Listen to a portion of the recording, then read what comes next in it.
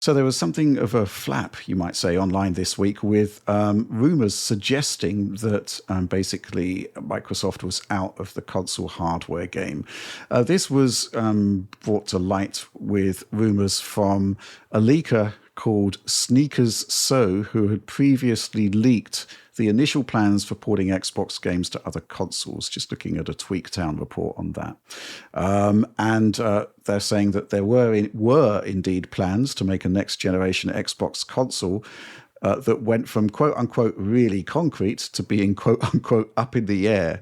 And there was the suggestion that it could actually be coming to a close. This actually also was backed up by, what could we say, the sort of diminishing presence of Microsoft Xbox console hardware within stores, which really isn't a good look. This was enough for Microsoft to actually put out a statement, basically refuting all of this. And the statement says this: "We are actively investing in our future first-party consoles and devices designed, engineered, and built by Xbox. For more details, the community can revisit our agreement announcement with AMD," which basically says status quo. Nothing has changed. John, I'm curious what you think about this flap. It seems to me that the problem is that Xbox has got a credibility problem at the moment. And I think it kind of goes back to the infamous 4 games business briefing, where Microsoft basically were sort of affirming the multi-platform strategy rumors, but at the same time saying, hey, don't worry, it's actually just a test we're doing right now. Which I think we could say is like broadly inaccurate. Games were in development for PlayStation 5 at that time. So what do you make of all of this? Man, yeah, since that fateful presentation, Xbox has kind of stumbled big time. We've talked about this many times at this point.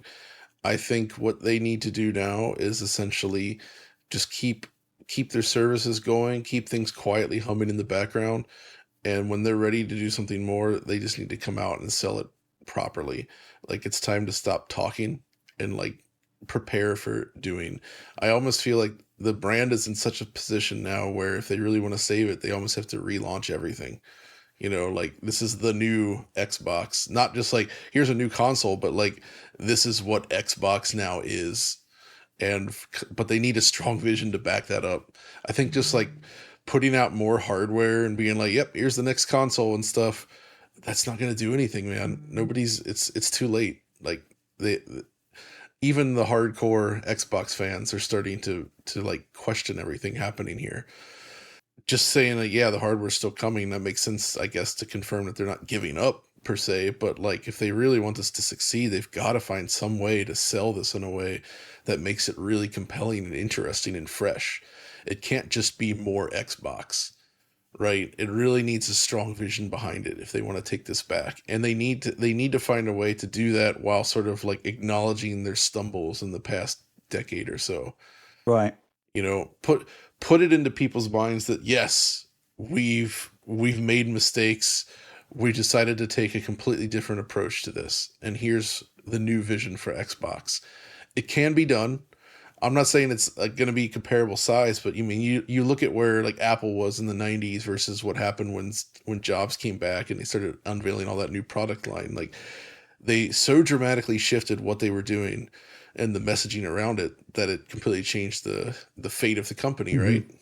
And again, not saying Microsoft is going to be swinging that high, but there's room for that kind of thing, I think. And there's people still love the Xbox brand. There's still a lot of nostalgia in it as well. I mean, I certainly have a lot. I've been thinking about Xbox 360 lately with anniversaries and such. And I feel like they can tap into this stuff, but they can't tap into it if they don't have something really exciting to bring along with it, right? And so that's basically where we're at. They've got to figure out a way to relaunch Xbox as a brand, as a thing, with whatever they're trying to do, and it has to be compelling, new, different from the competition, and actually make a case for why you would want to go back to them at this point. Right. My reaction to when these rumors emerged was basically, the rumors were basically saying that next-gen Xbox Silicon will be in the cloud. You'll be able to access it that way, but there won't be a first-party console. Everyone was pointing to the AMD partnership agreements, but I think the thing about the AMD partnership agreements is that the silicon that Xbox is going to be producing could, in theory, and probably most likely will be used by OEMs to create their own Xbox consoles. So, the concept of an Xbox console going away just because Microsoft isn't making one, that's not really a thing. I mean, that silicon still exists. And the nature of the makeup of that silicon means that it can actually proliferate in a whole number of different ways. So, that was never really in doubt for me. What was in doubt was the concept of a first-party console. So when I saw the actual statement from Microsoft that, future first-party consoles are still coming, that was kind of good news, obviously, I think, because exactly. I do think they need to still be in the hardware game. But the problem is with these statements is that the track record of announcements, things could still change, right? You just don't know what's going to happen next with Microsoft. That's the thing. You don't know how long these statements remain valid for at this point. They're in a really sort of tenuous position from that perspective. And to be committing to a new console while the current ones are basically sort of disappearing from store shelves, massively overpriced, owing to the tariff situation, presumably, it really does make me sort of worry about the actual future of Xbox devices, especially when, there is the possibility that Xbox could actually morph into a kind of brand that is, as I said, the likes of Asus, MSI could, in theory, create their own Xboxes based on Xbox silicon. Where do you sit on this, Oliver? That's an interesting thing you bring up, Rich, there with the concept of OEMs introducing their own Xbox hardware. That's something that I was pondering as well. And I think ultimately kind of what this gets at, the kind of central tension here, is like, what is a next generation Xbox? What does that mean? Because if it's basically a Windows PC with maybe some additional BC features, obviously you have the Xbox full screen experience, elements like this that are designed to make that experience glide a little bit easier, to make that a little bit better. If that ships in the full form that Microsoft seems to be promising, will people say, oh, thank God there's a new Xbox console? I don't think they will necessarily. And if the core of that effort is Magnus, I'm sure Magnus will ship. But even if that does ship, or if it doesn't ship in the form that's currently specified, how meaningful is that? If it's not branded as an Xbox, how meaningful is that? If it's introduced by an OEM, by a third party, and it's branded as an Xbox, or what if it doesn't have this software feature or that software feature? It is kind of amorphous. It's not a defined concept in the same way that a Series X or Series S is. It's not that. So I think the question of what an Xbox console is, that is kind of the question in everyone's minds. And I think ultimately, if Microsoft does ship this effort, I don't know that that is going to read like an Xbox console to a lot of gamers, to a lot of users. And ultimately, it's also not helping the matters when Microsoft itself, you don't have to listen to me, just listen to Microsoft. When they introduced the Xbox ROG Ally, the ROG Xbox Ally, they aren't introducing that as a PC handheld, they're introducing it as an Xbox console, right? So they themselves are pushing this message out there, and I think that's a key part of their upcoming strategy. And ultimately, this is not a good situation for Microsoft as well, and I certainly wouldn't blame anyone for not taking their word at face value, because the situation for Microsoft on the ground is really bad with Xbox.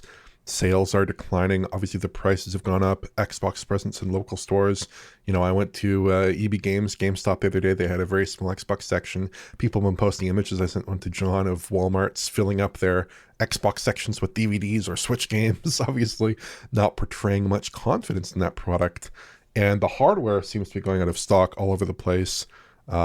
So yeah, I think it's a bit tricky for Microsoft now, especially that Game Pass, which is kind of like their raison d'etre, their reason to exist for Xbox hardware in the absence of exclusives. That's $30 a month now for the full fat day one experience for all those games. That's very worrying. But on the plus side, there are some elements of Microsoft strategy that I am interested in. I'm very interested in this Xbox Ally device. I've pre-ordered one. The basic proposition of a handheld that plays PC games, I think Valve has proven that can be a very good concept with the Steam Deck. I think it's a compelling device.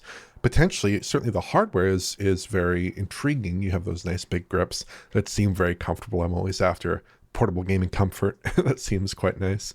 So there are some interesting things in the works for Xbox. I don't think it's totally doom and gloom, but kind of every sign, every kind of portention here, it's not a positive one, I would say. Mm-hmm. Yeah, I think there's sort of a really bad thing that's happening here, which is essentially, there's three phases to it. A leak happens, there's some sort of mitigating messaging from Microsoft, and then the leak turns out to be true. And again, it all goes back to that 4 games business update podcast that we put out, because that was exactly the same thing, right? Leak happens, suggesting there's a multi-platform strategy happening, and then mitigating messaging comes out, and then months later it turns out to be true. And I think at this point, John, do you think there is an argument that Microsoft should essentially just tear the Band-Aid off and just tell us what's going on, fully and frankly, if they're not doing that already? Maybe. Yeah, that's it. The kind of drip feed is definitely damaging to their credibility. They have such a serious messaging problem right now, to the point where people just don't believe them for the reasons that you've already stated, right? Which, to me, I hate to say it, but it almost feels like they need like a proper shakeup of the team, at least the public-facing team, in a way to like restore that trust. But you can't restore that trust if you're not open about it in the first place as well. So like they need to solve both of those problems. Because it is fundamentally, there's a giant trust issue here. Mm-hmm. And it's not good. The sort of legacy of the 4 games thing is basically that, I'll just say it again, the rumor appears, then the messaging appears, and then the rumors are borne out to be true, and it's kind of like to the point now where the mitigating messaging always seems to suggest that there is perhaps something to the story. At least in this case, it seems to be a flat-out denial that first-party devices are a thing of the past. What I will say, though, is that everything that we've kind of learned from the last year or so seems to be suggesting that what a first-party device actually is going to change. We know that's definitely the case in terms of the kind of hybrid PC approach, which we're actually obviously going to be seeing in the ROG Ally X, the Xbox ROG. I always get the order wrong of whether it's ROG or ROG Xbox. Xbox Ally. Okay. Yeah. So, this is definitely a PC that's being sold as an Xbox, which, we've gone into depth on why that messaging is slightly odd as well. In that it's an Xbox that won't play all of your Xbox games.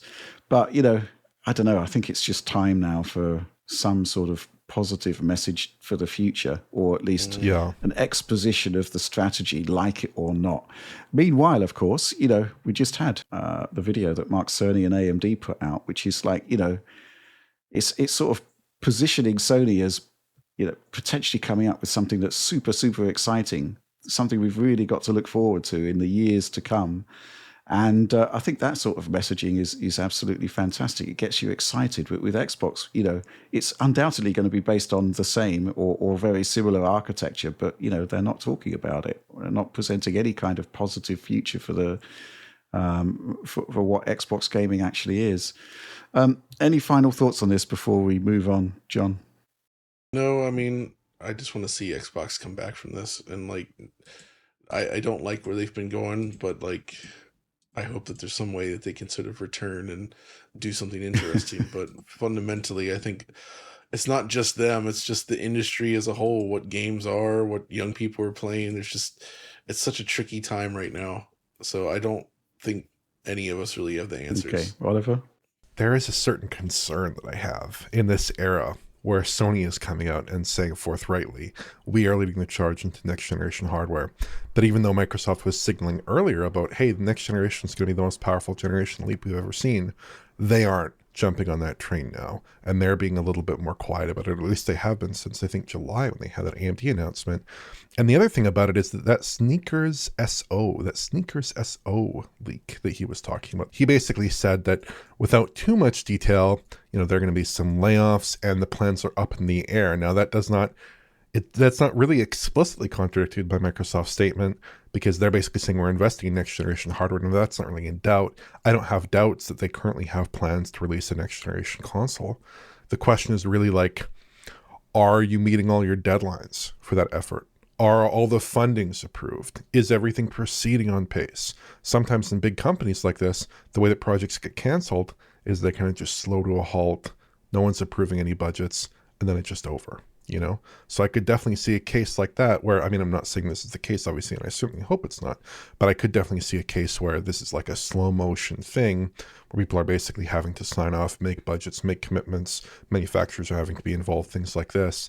And maybe they're saying at some point, you know what, this is not actually going to be a viable project. Now, I hope that's not the case, but I could definitely see something like that occurring at some level. But certainly, I think there are some concerns in this. You know, people have all kinds of opinions about the Xbox strategy.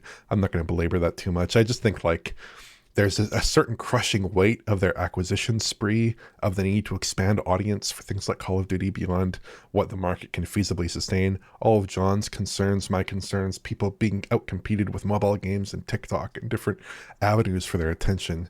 I think these are kind of existential questions for the game industry. And I think at the moment, Microsoft is not doing too well in a lot of those respects, unfortunately.